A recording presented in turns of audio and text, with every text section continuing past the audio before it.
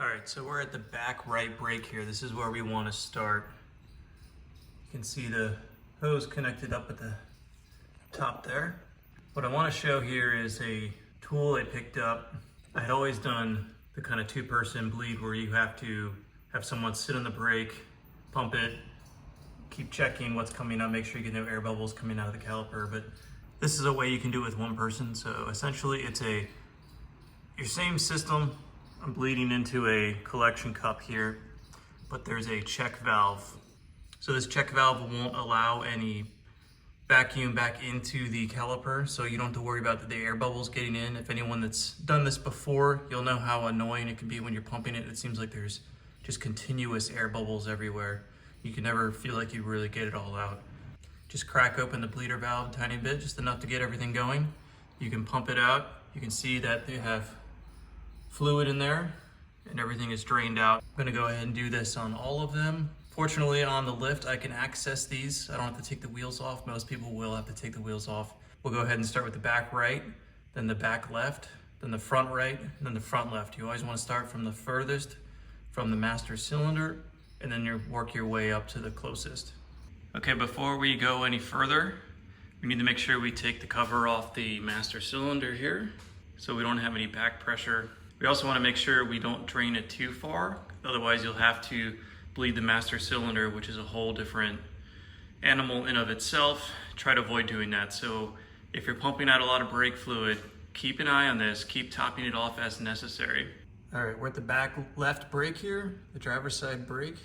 You can see the nipple in the center there. I'm gonna go ahead and get a 5/16" wrench on there. Then we'll connect the bleeder hose. All right, we have the hose connected and the wrench on the nipple. Let's go ahead and open it.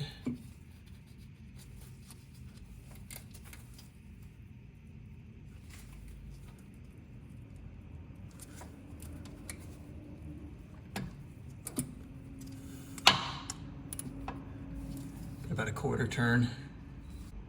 All right, now we go pump the brake while we let this valve do its thing.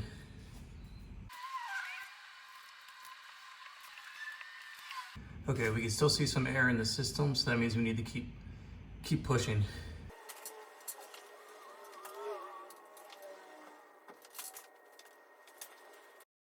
Okay, looks like we're done.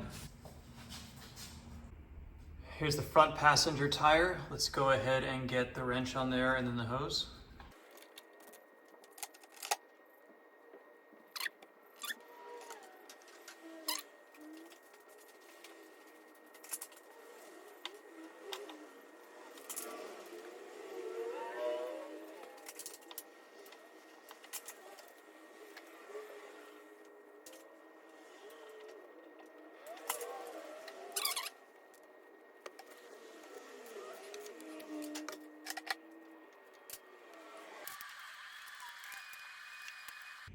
All right, we got the front driver's side cracked open. Let's go ahead and pump the brake.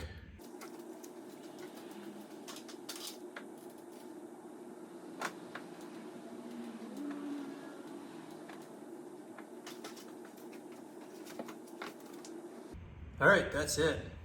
We've done all 4 brakes here in probably 30 minutes, if even, including setting the camera up and everything. So a lot quicker. The brake already feels really good. I don't have power brakes, so I don't have to have the car running to really get a good feel for how the brake pedal feels. It's gonna feel even better once I close this up.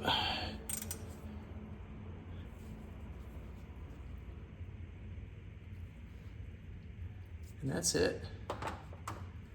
Just make sure I don't have any brake fluid anywhere.